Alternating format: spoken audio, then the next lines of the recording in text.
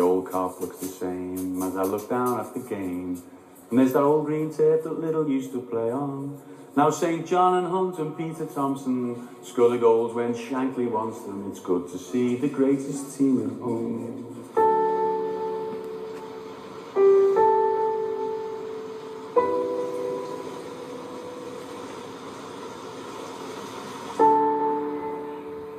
It's not a typically English city.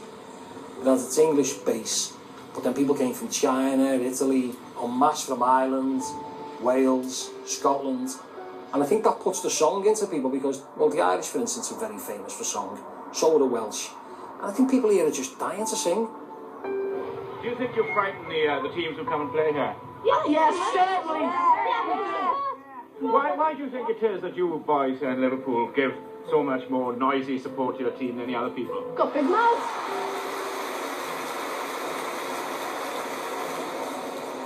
This football club is unique. There's no other football club that comes anywhere near us for songs. In our city, football and music go hand in hand. Liverpool fans adopted popular culture, popular music. That revolutionised football crowds in this country. People of this city are very passionate people. If they find something that they really believe in, then they will fight. And so the songs then become about pride and passion. Just as, you would add another European Cup to your club crest, you add another verse to these important songs that mean something to you.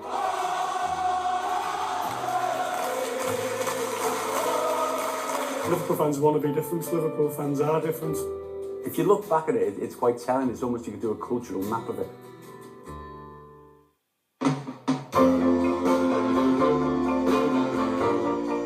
My dad and my uncles always told me that it had begun years ago, that the Cop was always a crowd that chanted where other crowds in other stadiums didn't. There was chants going back years and years ago. Heroes like Elisha Scott used to get his name chanted, and that's going back to the 1920s and 30s. I mean, there were songs in the 50s, my half that told me, like, they used to sing for Billy Little, where, give it to Billy, he's the one that's going to score the goal. For me, the whole thing about chanting in football really is Anfield. I know that there's lots of kind of folklore about, the Brazilian fans, for example, and, the Argentinians, South Americans, in terms of the rhythmic clapping and what people used to call the samba sound. Now listen to the Brazilian support. But what I'm fairly certain of is that in that period in the 60s, there was just no other place like Liverpool here in Britain or in the world. It was phenomenal. Liverpool, the Mersey sound. A sound that means something different from what it did when Liverpool was just an important port. Because now, much to its surprise, the great northern city has got a new industry, as incongruous as the soot on its classical buildings.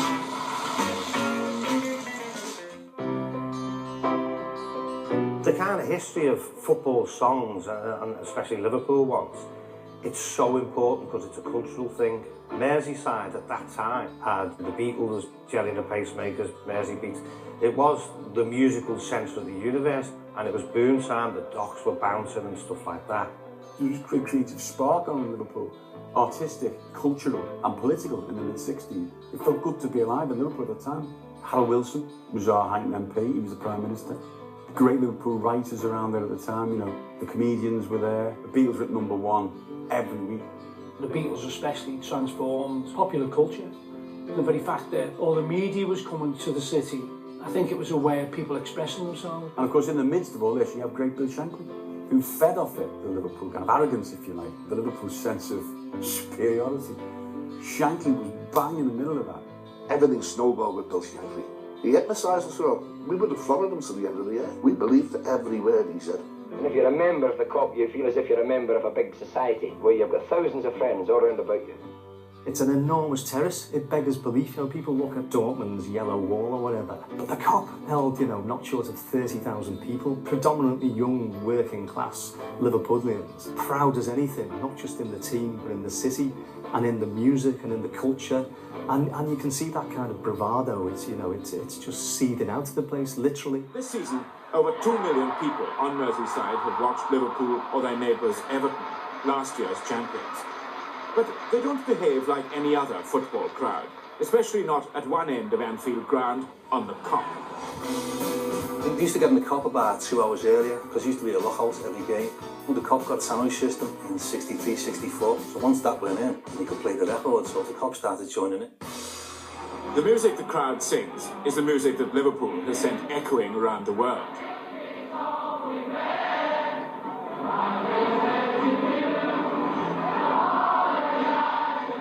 If you listen to the way they sing the songs, you know, you can see most of the young ones in the crowd know the words. There's one old fella in a flat cap, and he just looks so irritated by the whole thing. He's like, oh, for God's sake, stop pushing, will you?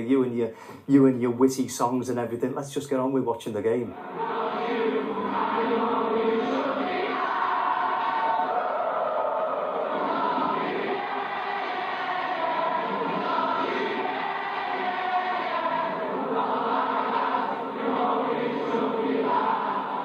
At that time, it was probably 25,000 people, but if you tried to do it today with 12,000 people, you couldn't do it.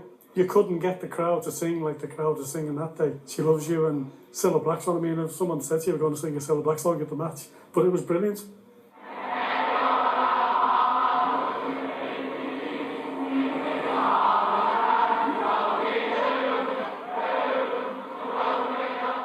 An anthropologist studying this Kop crowd would be introduced into as rich and mystifying a popular culture as in any South Sea island. What he's trying to define is something that's spontaneous and momentous and very, very peculiarly of its culture and of its time.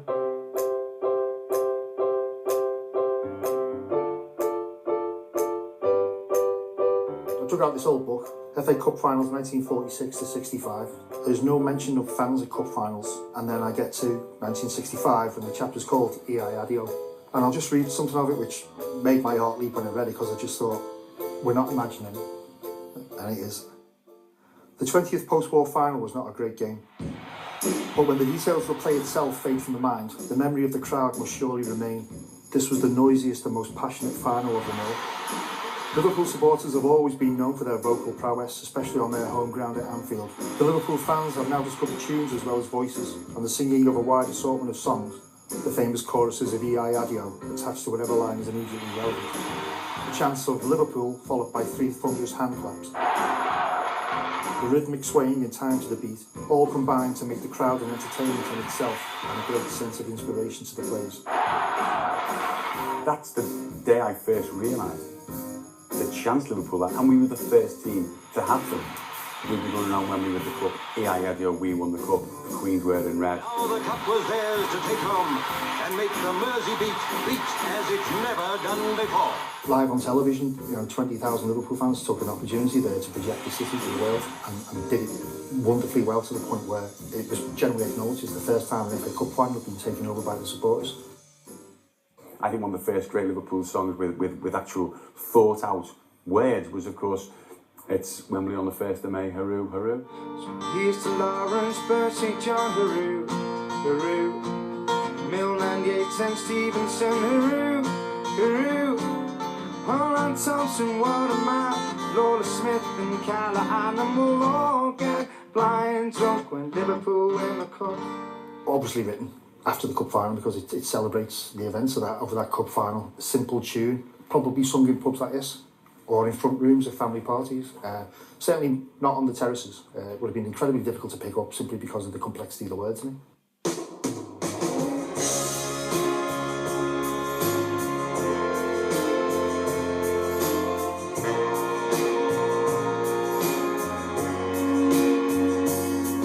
We got the nickname the Cop Choir. There was myself and the 3 Lloyd brothers. I used to take the guitar into the Fountains Abbey, and we'd have a sing-song there. Liverpool, hallelujah, hallelujah. Liverpool, Liverpool, Liverpool, hallelujah, hallelujah. We'd sing all sorts, and we'd put a few Liverpool songs in because there were a lot of Liverpool supporters in there, I'd write them down. There's pieces of scrap paper in there, I think, where I've written some of them on. I'm sure that's how a lot of those songs did start. What it takes is a few of them, and they'll start something, and everyone in the pub will, they laugh, and then there's a split second, and then they all join in, and it builds up and builds up. going up to the ground and into the ground. As away games, you know, on the trains and the coaches. We'd start to sing songs and they gradually started picking up at the back of us and joining in. After a while, it started to expand, and away it went. Away it went. It was a wonderful atmosphere, it really was. You feel as though you're an integral part of the team. Sometimes I could make myself go to sleep at the night thinking of the roar of the cap and just fancying myself thundering down the wing with me stomach hanging over my shorts, you know, and scoring that old vital goal. He used to stand on the Kop and he used to have a red flag. You know, like the American flag with the blue and the stars and the red and white stripes. You see him coming in about 5 to 3, you just see the top of the flag, him and that flag were everywhere. You know what? These are the Weckers who've made Liverpool the most swinging city in soccer. At the slightest pretext, they'll break into song with variations on many themes. There's umpteen adios, you know, there were so many things. You could just put a little clip to adios, you know. And the sound that was coming out, it was really, really good, you know. I thought we should be on Britain's Got Talent, you know. There's only 30,000 of us.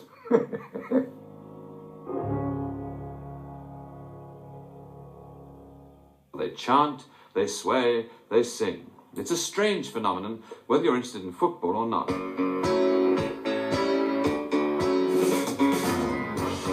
The Kop started singing about players with St John.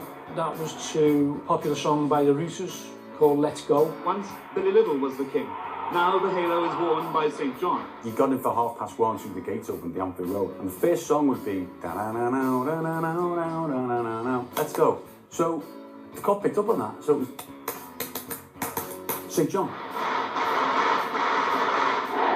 Say Roger Hunt is wonderful. Say Roger Hunt is wonderful. Sammy Lawrence, Sammy Lawrence. It's Cali, it's Cali, it's Cali. Bobby Graham, viva Bobby Graham. He shot, he scored, and all the Kopites thought, Brian all. Na na na na, hey hey, kiss me goodbye bye. I think it was Steam became na na na na na na na na. Hey hey hey. Alan Evans, Alan Evans, Alan Evans. Hey hey hey.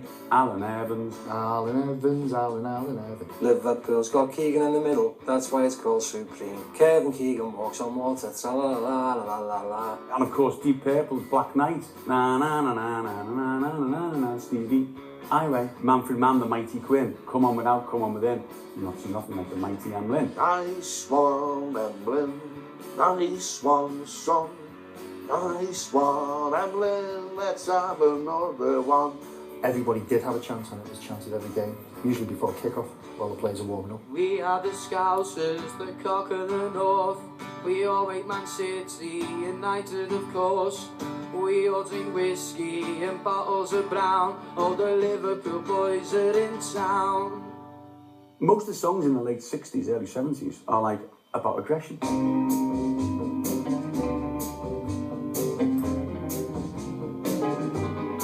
We look back with kind of misty eyes as if oh, that funny old Kop, you know. But there was a lot of aggression. Bertie Mee said to Bill Shankly, the other North Bank Ivory, Shankly said, no, don't think so, but I've heard the Annie Road Aggro. Those were the days, my friend, we took the Stretford then, we took the Shed, AGRO, Aggro. You had to watch yourself, because every ground you went to, because Liverpool was such a great team, half of them wants to kick our heads in. All the skinhead thing was happening in the late 60s, and all the boot boys were coming in the early 70s, and the songs on the terraces reflected that. Gentle songs of the mid-60s became very tribal, so there'd be songs of hate. We All Hate Leeds and Leeds was the anthem of about 1969 to 71. Great song as well, good Dam Busters theme.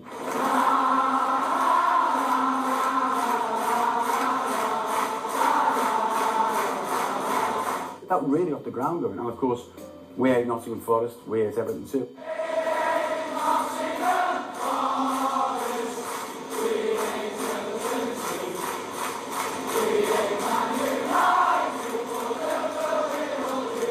I can only imagine that poor old Nottingham Forest became the objects of our disapproval because it scanned. That was sung way before they won European Cups. It just scanned well. It could have been We Hate Sheffield Wednesday. We hate West Ham United, I don't know. Because I remember at the time thinking, I don't really hate Nottingham Forest, but they're not that good, you know. Everton and Man United, obviously.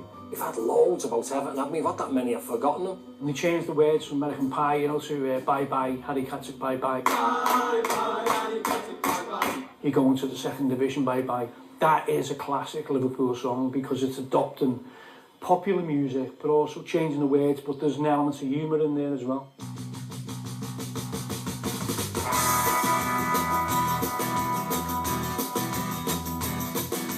This city's wit is brutal anyway. It's cutting. I mean, it's ridicule.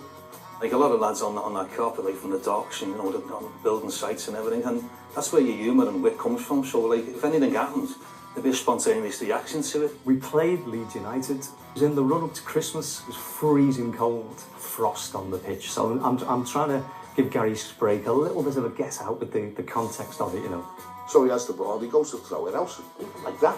His arm kept going, and he threw the ball right in the back of the net. Then at half time, he just puts the record on. I let my heart fall into careless hands. Says O'Connor, careless hands. So that brought the house down, so everyone started singing. As soon as Gary Sprake come on the second half, we murdered him. Careless hands.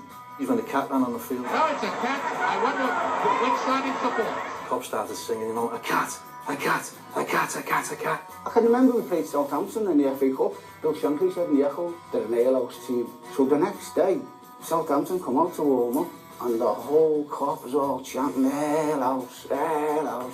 Opposing players and that, they used to get it big time, you know what I mean? Like, ridicule. Mike Summerby used to play for Man City, and he used to sing, you know, I walk a million miles to the ends of your nose, Mike Summerby. And Jackie Charlton got it as well, I walk a million miles to the end of your neck, Jack Charlton. There was a song the Seekers had out in it was like late 60s or early 70s, you know, Georgie Girl, and they managed to condemn two players in one song. There's one that went, hey now, Georgie Best, you're a bigger tart than Gordon West. Frank Worthington, Stanley Bowles, flamboyant players from other clubs were generally the target of stick, and that's all it was, stick. There was nothing nasty in there. There's always the famous game against Grimsby, wasn't it, when the Cop got so bored. Started singing the names of the players, but putting Fish's names to the surnames and all that. So like, Phil Eel, oh Jimmy Place, Kenny Dogfish. As soon as there's a wall rush, you know, so it was, you know, he just went like that, looked at the Cop like that, and a big face on him. Not the height of humour, but it was a sign of the fact that there was invention going on.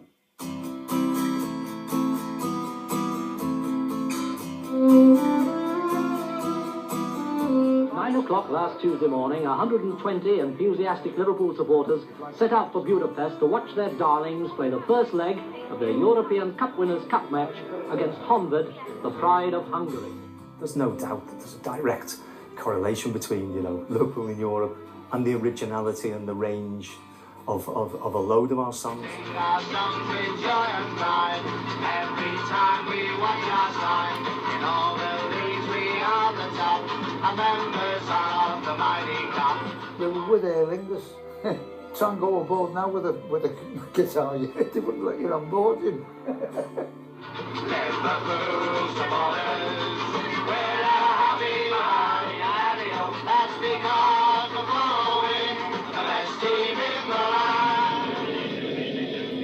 None of us really knew that much about foreign travel. It was only, you know, your places like Benidorm only really got going in the mid-70s. But we learned pretty quick. The Scousers, as you know, are very streetwise anyway. And we were ahead of the game. Almost like when sailors used to come back to Liverpool with records. We were coming back to Liverpool with foreign songs.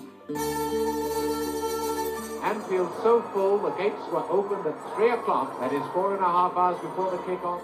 Nothing shocks anyone these days, but I remember them playing Inter Milan. Inter in the white shirts who kick off.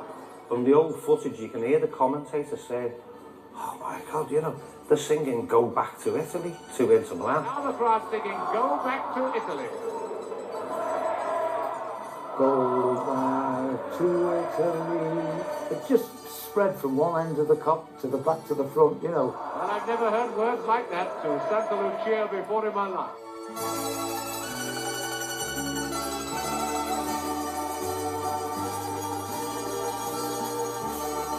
The biggest influence was the Saint Etienne game because their fans were the first fans ever to come here en masse. An atmosphere here tonight, matching the wall of noise which surrounded the players at Saint Etienne a fortnight ago.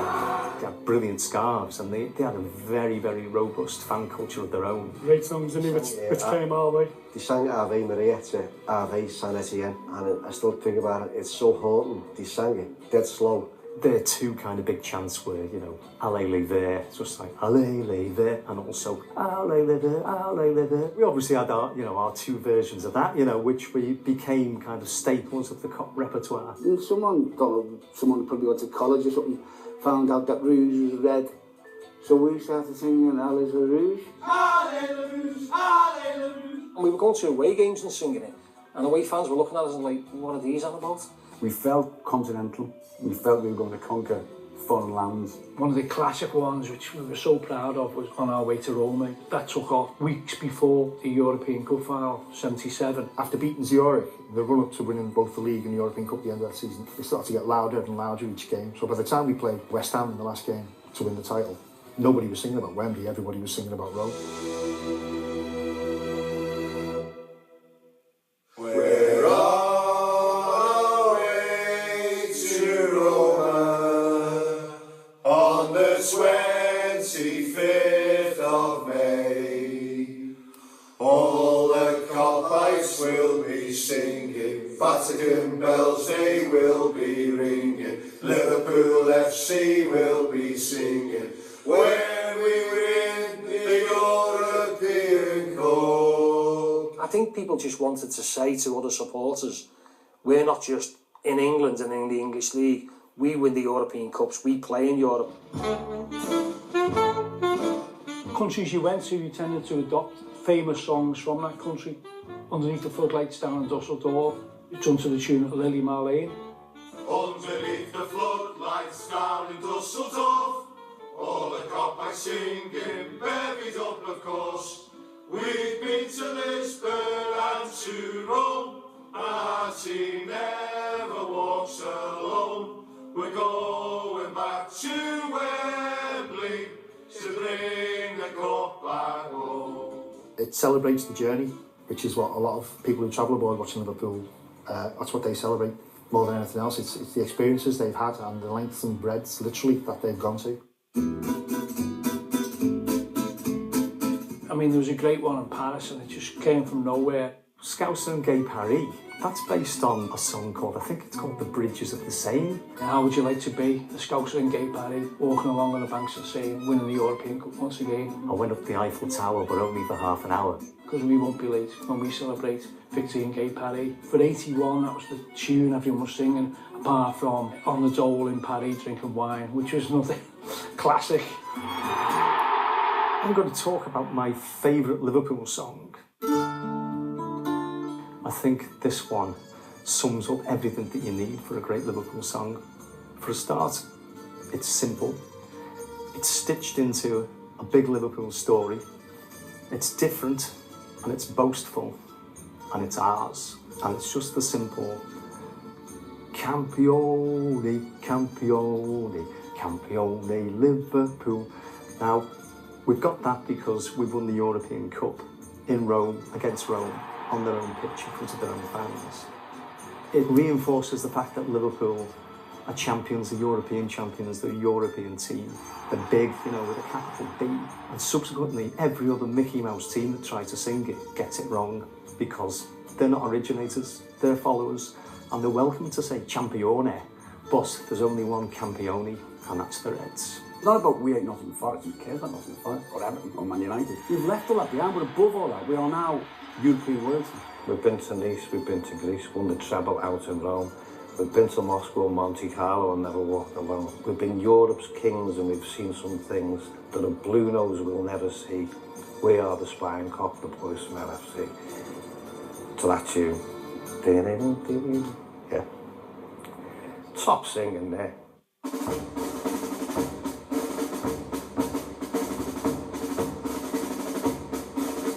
I think the best songs, they're actually battle songs.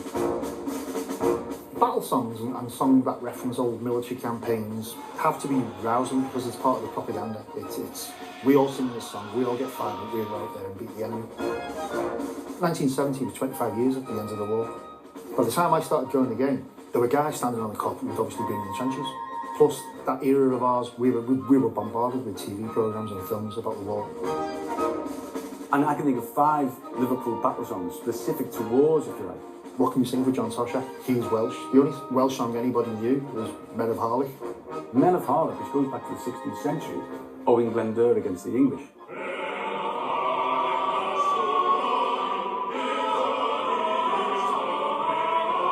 Yeah, getting nice 4 little lines in there. And Highway's off again. Stevie Highway's always running, John Toshack is always scoring.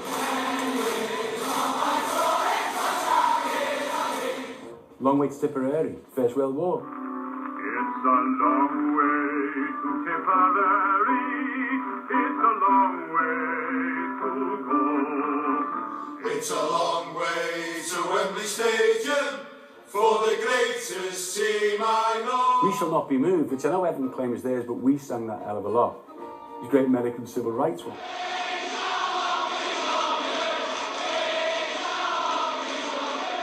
There's the tribal aspect of it as well. It's like us versus them. It happens in battle and it happens at football matches. The Halls of Montezuma is the marching song of the US Marines.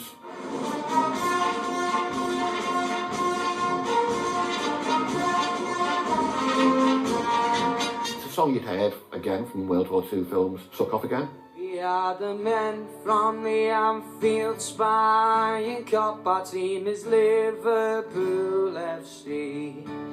We like to sing and shout because we know we'll cheat a team to victory. One night, the Green Berets won it. So I've been to local, had a few pints, so I was ready for the game the next day, all motivated. And I went, this could be a cracker, this, you know, for the football. So I started, first of all, I put the title down, the Green Berets. So, because if the tune's not there the next morning, it's gone out your head, you know what I mean? So I wrote a few little words down on the tune. Now this song's about a football team. And then there's the first line, and then underneath, the greatest team you've ever seen. That's the second line.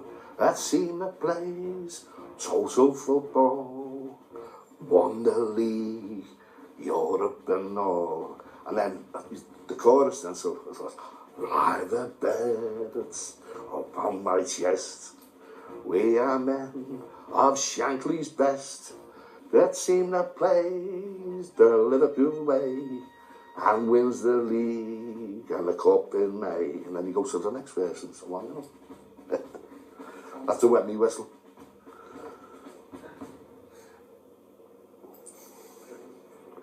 Let me tell you a story of a poor boy who was sent far away from his home to fight for his king and his country, and also the old folks back home.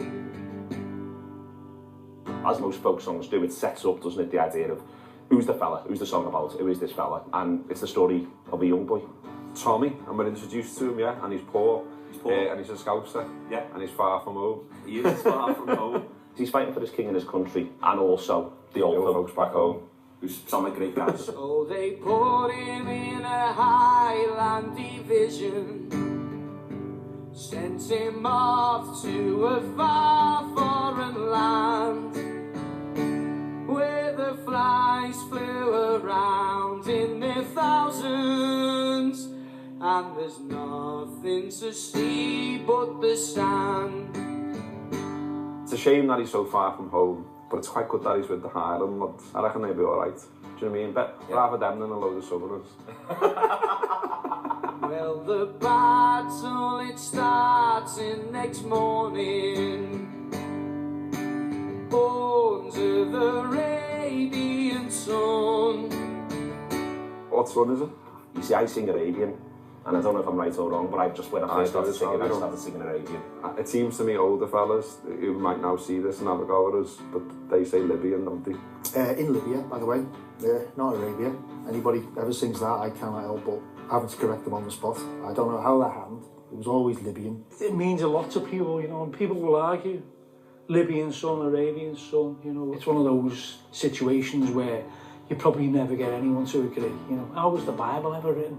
No one can agree on a football song. I remember the poor Scouser Tommy, who was shot by an old Nazi gun as he lay lay on the battlefield dying, with the blood gushing out of his head.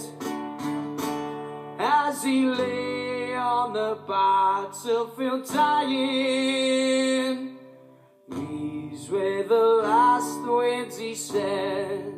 Far away from home, it could be the Boer War, it could be the Crimean War, it could be Iraq, it doesn't matter. He's in the desert, he's dying for his country, but actually, as he's dying, he's thinking about the cause that he really loves, which is Liverpool. Oh,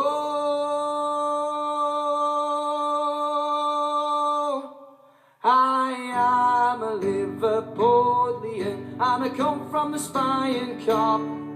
I like to sing, I like to shout, I go there quite a lot. We support a team that plays in red. It's a team that we all know, a team that we call Liverpool, and to glory we will go. Pre-internet, that was how you sort of earned your stripes as a Red. If you knew every word to Poor Scouts of Tommy before you could sort of Google the lyrics, you know what I mean? That was how you knew you were a good Red. For me, this is the ultimate football song. It tells a story. It tells a story that's not that relevant to the players on the pitch in the modern game. And not many clubs have got it. Not many clubs have got a song like Poor Scouts of Tommy in their back catalogue. We've won the league, we've won the cup, and we've been to Europe too. We played the Toffees for a laugh, we left them feeling blue. I remember being at Ipswich Town in '76. The whole Ipswich crowd just staring at us, from side to side. And, at time, these Ipswich fans come to us by the divine, asked us to write a song out. They come with the pen and paper. It took me about half an hour to write it out for them, give it to them. So, can you imagine all Ipswich fans going, I don't know, Poor Scouts of Tommy.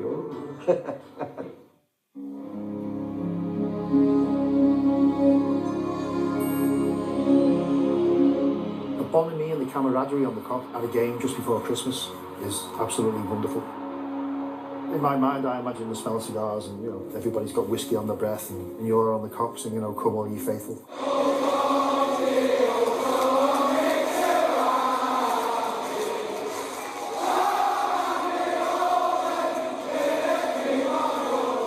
As Poor Scouts of Tommy said, look, I'm down for my country, but really, I'm more bothered about Liverpool. That song was saying, this is religious, but really, our real religion is Liverpool. And again, it's another one of those great songs which just lends itself wonderfully because it's about the faithful travelling to somewhere to see their religion. And it's Anfield and the Spying Cop. There was an announcement at the time, one Christmas. Jimmy Hill wants to open Match of the Day with Liverpool fans singing, Oh Come All Ye Faithful. So the microphones are set up, everybody. Just before kick-off, can you give us a really good rendition of it? Instead of singing, Oh Come All Ye Faithful, to a man, it was Jimmy Hill's up. It wouldn't stop. And the whole got a few people started singing in the middle, and so we didn't sing it that Christmas. We just sang Jimmy Hill's up. And funny enough, they didn't put it out that night. But then there was the Johnny Mathis, When a Child Was Born. At Christmas, when it was like a big hit, the whole Kop used to be humming it. No words, they were just humming it. And swaying, and it was brilliant. And we've tried to get that going every Christmas for the last 10, 15 years. We're in the Kop going, na na na na. And there's about 4 of us going like that, and we're going, come on, join in, will you?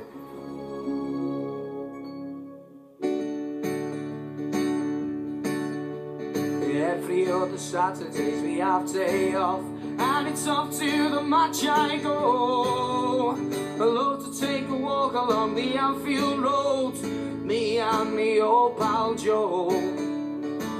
Every other Saturday is a kind of celebration of working class culture, really, in the sense that most factories and the docks, you finish Saturday afternoon, you do the bell, the horn, week's work was over.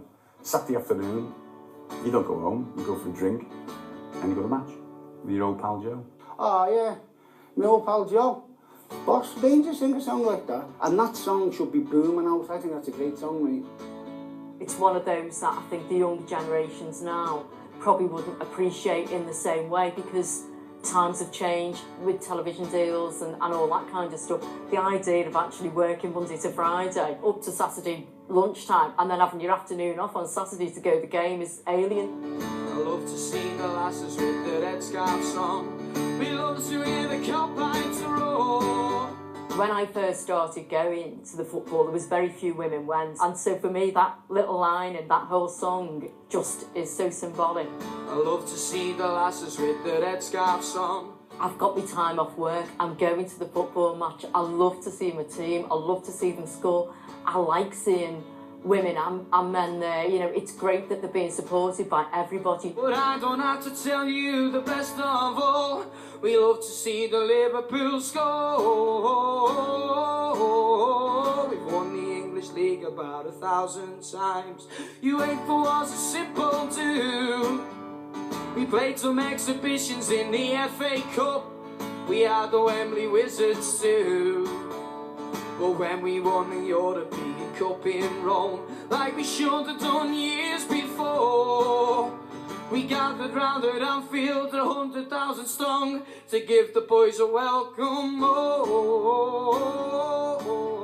It's a very anti-modern football song, because now there's 17 different kick-off times. People still remember football was about every other Saturday, literally every other Saturday. Your half day off to the match you go. Now it'll be every other Friday, every other Sunday, every other Monday, every other...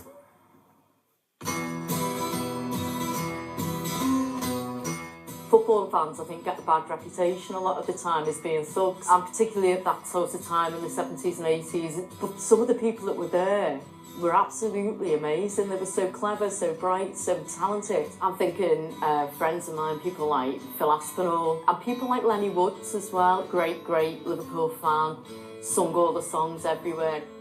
One of the best people I will ever meet was Bobby Wilcox, and he was a great man for being able to turn the worst defeat into the most fantastic victory, purely by his attitude and getting everybody up and running and singing Johnny Barnes. And that is one of the best songs ever. It's just fantastic.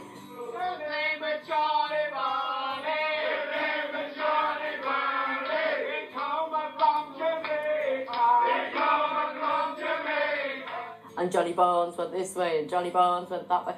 And the whole pub is singing it, but Bobby's leading it.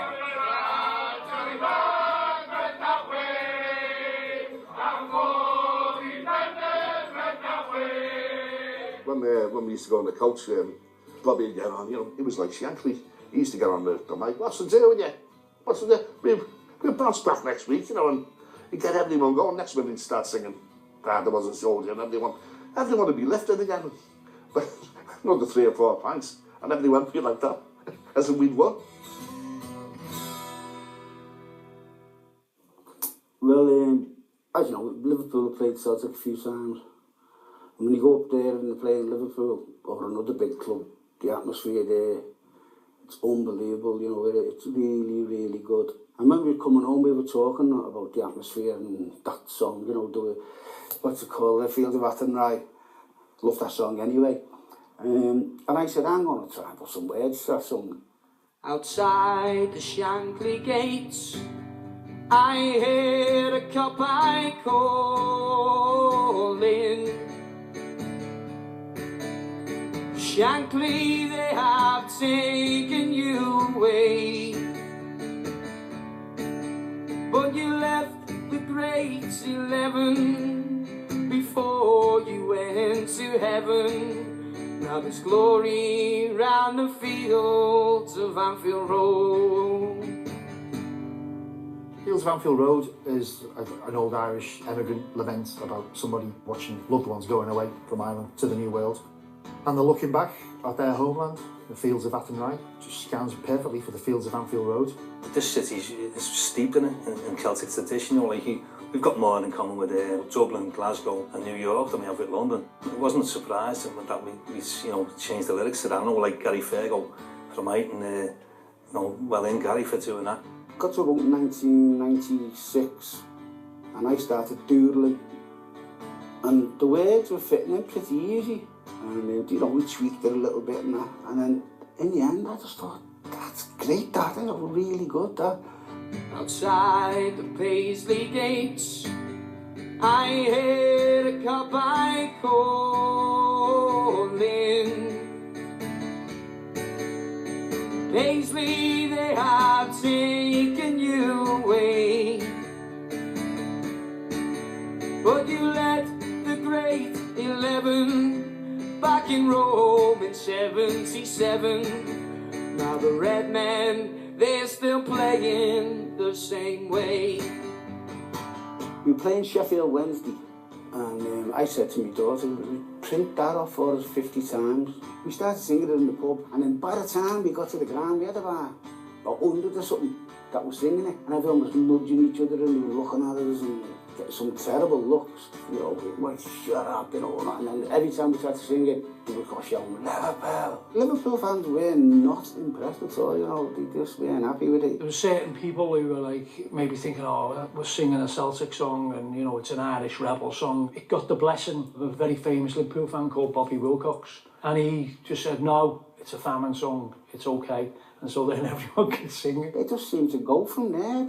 Oh, round the field of Anfield Road, where once we watched the King Kenny play. Stevie Highway on the wing, we had dreams and songs to sing. Glory round the fields of Anfield Road. In terms of songs and banners, you know, I think there was a real resurgence with the arrival of Gerard Houllier in particular, and the way that, you know, he literally and metaphorically like kicked Liverpool into the 21st century. It gave us material to work with about the team, where before that there'd been sort of quite a quiet gap, and our success had been less than we've been used to, so I think there was probably less material or less things for people to put into words or into songs.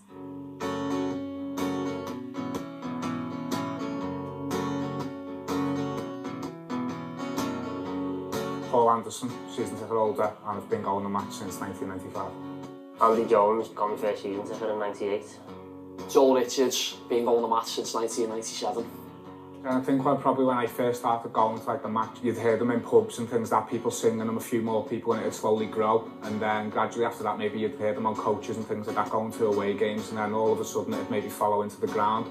For me, it sort of started around the treble winning season, Gerard Houlier's team, where those songs sort of came into their own. You think about the Vladimir Smicha one, Chet, he's great, he's Paddy Berger's mate. Childish, simple, but it worked because it just allows everyone to get onto it, you know, it's inclusive.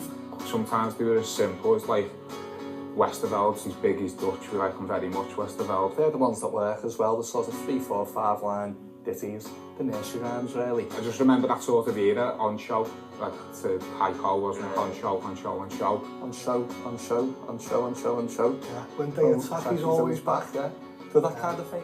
The cup final against Arsenal in 2001, no 1-0 down, 2-1 up, Michael Owen won the cup. 1-0 down, 2-1 up, Michael Owen won the cup. It was a new generation's turn as well, wasn't it? Massively. They read all the books, they watch all the DVDs, they could dream up the flags and the banners and the songs.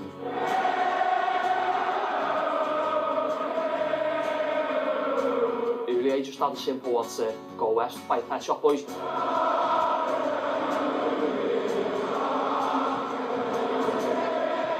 Who let the Reds out? You know, I can't think of anything more crass in so many ways, and yet, it's so perfect, isn't it? You know, Gerard Houllier, the softly spoken headmaster has come in, and he's unleashed the beast again. And it led to an explosion of what I think was the greatest era for songs in Liverpool's history, was the Rafa years.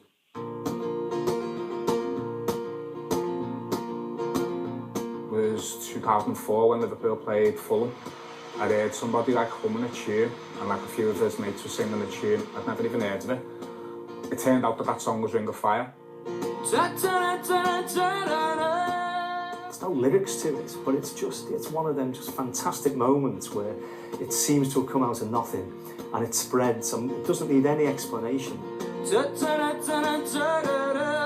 Never more powerfully illustrated than in the last moments against Chelsea, where we've weathered the thing of, you know, them almost getting the equaliser right at the end. He's in there, doing it properly. Good Johnson!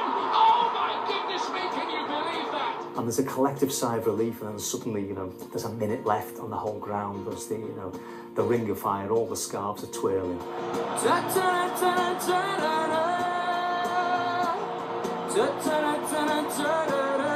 Shows how much of an influence that it can have, just starting from maybe a group of lads who probably, you know, been having a bit of a drink on the way down the match or whatever, singing a song that, like I say, I was 17 at the time, I didn't even know who Johnny Cash was.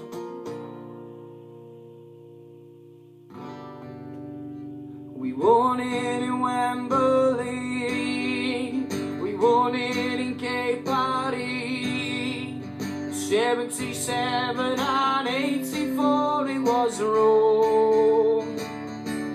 We won it 5 times, we won it 5 times,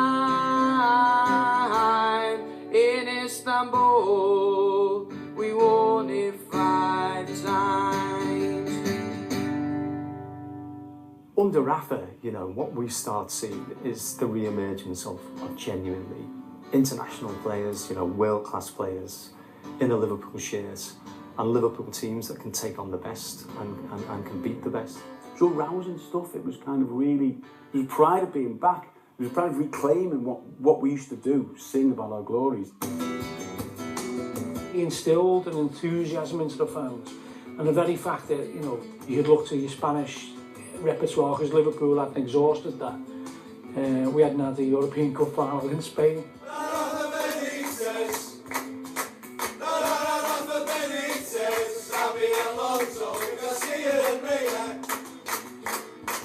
And then you've got Team the Carragers.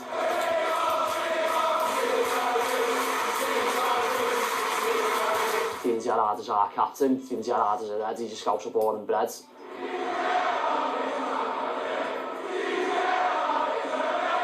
I'm sure it's off at a Disney film. I think it might have been Robin Hood, I don't know. I think at that time it actually came from like a McDonald's advert, didn't it? All sides saying we're by far the greatest team the world has ever seen, and it's mostly never true, but we might have had the best midfield in the world.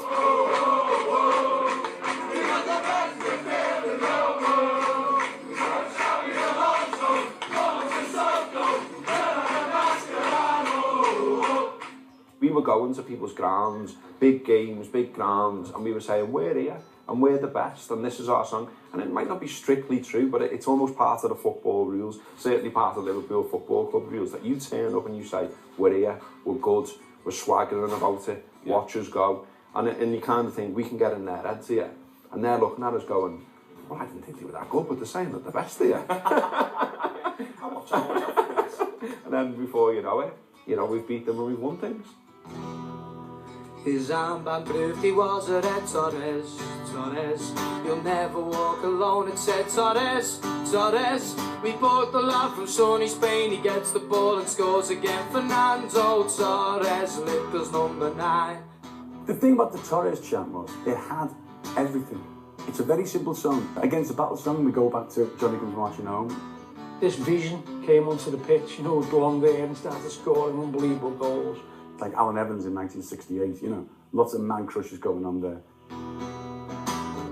We were going in the match, and every other week, Torres was pulling one out the bag. Probably the best striker I'd seen since Fowler. People were excited by it. The song brought confidence, didn't it? It was one of them type of songs that, you know, you look back on and think, you know, how and where did that come from? And, you know, at the time, how much it meant. You know, every time he scored a goal, everyone was like, we're going to bounce in a minute. That is my favourite. It is the threat of, no, we're going to bounce in a minute because we watch this side loads and we know the turn in this group. And we know that the first goal is probably going to be scored by that fella. So we're going to bounce in a minute and you're going to have to accept it. It's on the cards. It was the time when Man City were doing the Poznan, we'd turn their back on the pitch. And Liverpool had this one where you put your arm around each other and you jumped up and down.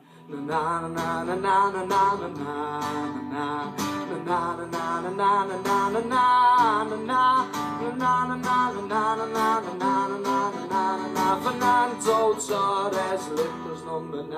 I remember being at games, bouncing, shattered. Too many drinks beforehand, almost certainly not fit enough. Watching these lads on the pitch, it's all pretty stressful anyway. I know suddenly I'm jumping up and down and I'm thinking I'm getting a bit dizzy here. But he scored all the goals, so you had to bounce. And it was just in fitting with the time where I said those really great songs about the Rafa Benitez era. But the Torres one, it built and it built, and you were bouncing. And it was one of those chants, you don't want to stop singing it. We are Liverpool, cha la la la la. We are Liverpool. Tra la la la la la. We are Liverpool. Tra la la la la. We're the best football team in the land.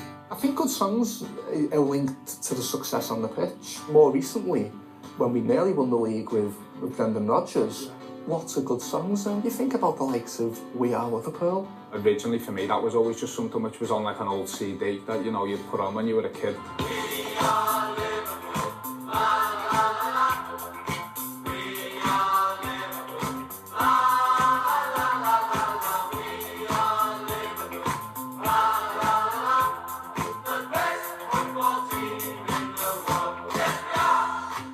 One of those things where people have latched onto, and then at a time when, you know, when Suarez is firing on all cylinders and we're playing brilliant football, it just seems to fit the moment perfectly. So poetry in motion for that moment in time was absolutely perfect. Poetry in motion, tra la la la la. Poetry in motion, tra la la la la la. Poetry in motion, tra la la la la. We're the best football team in the land. I've got to be honest, I'm not a huge fan of saying tra-la-la in football songs, but you know, whatever the people want to sing, at the end of the day, it's about getting behind the team and making noise and making them go that extra yard and feel 10 foot tall and all that.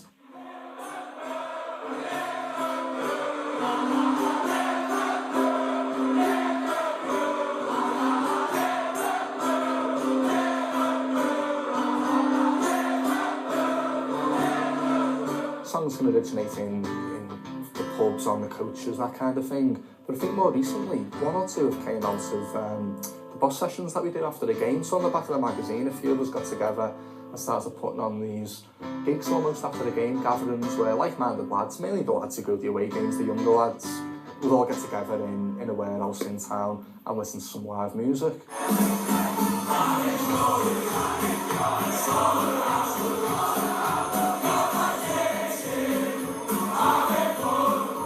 Every now and again, a song will come out of that.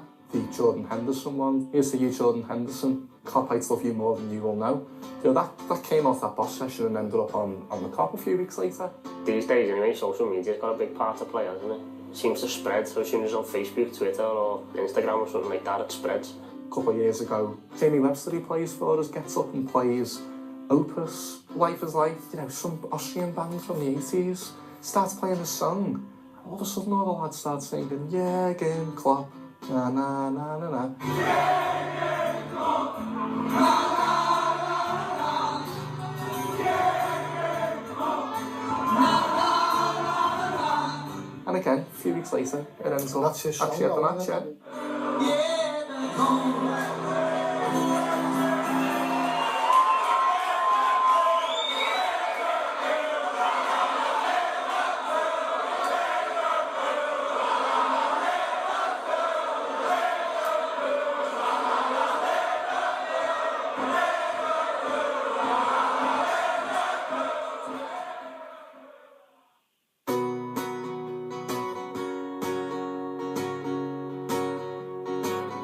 My main aim, my main ambition is to please these people.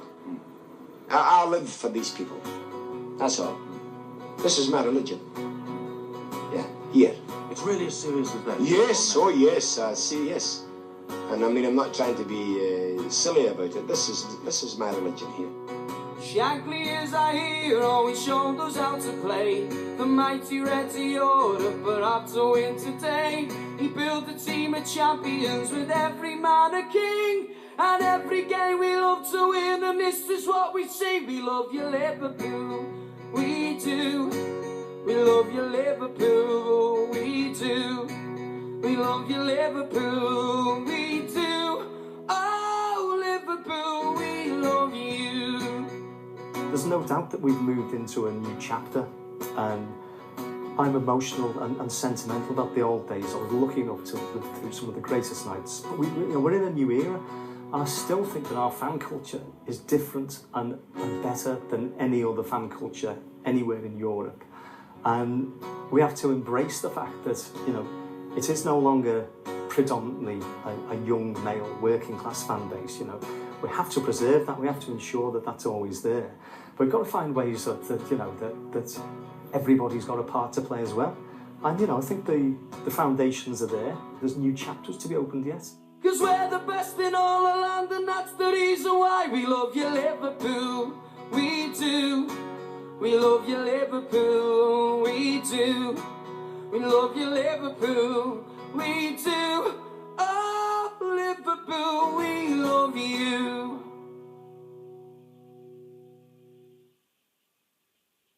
Football, births, weddings, funerals. It's the greatest football song in the world, and nobody is yet has come up with a song to come near it.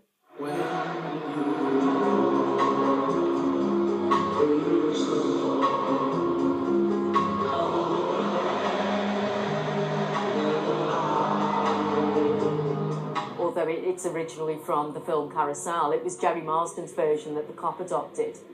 It could not be more fitting as an anthem for this unique and romantic football club.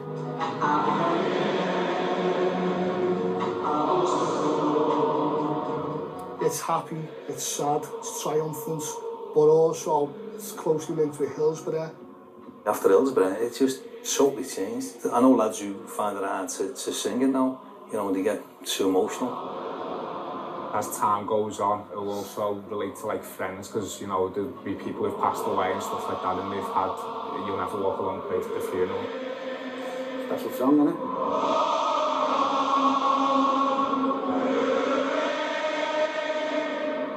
It's about having hope, it's about never giving up. That's the motto of the lads. The team and the lads will always be together, you know. But it's as much as part of the club as the Liverbird or the colour red. And other clubs can buy stuff, but they can't buy that song. They would love to have that song. You can manufacture whatever you want, but it's now been accepted that the football song is You Never Walk Alone, and that's down to the Cop.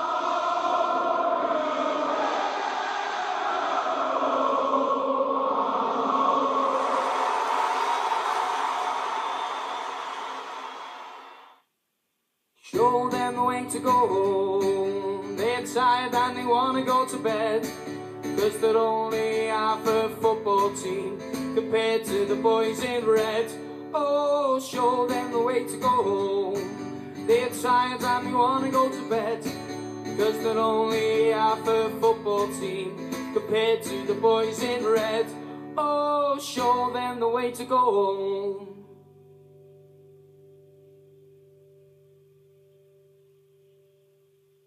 Liverpool, Liverpool, every weekend we greet you.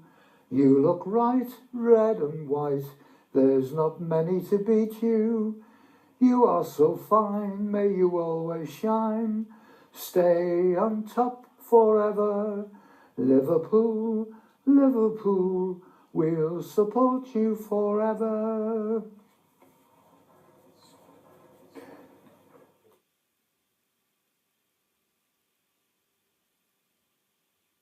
Thank you.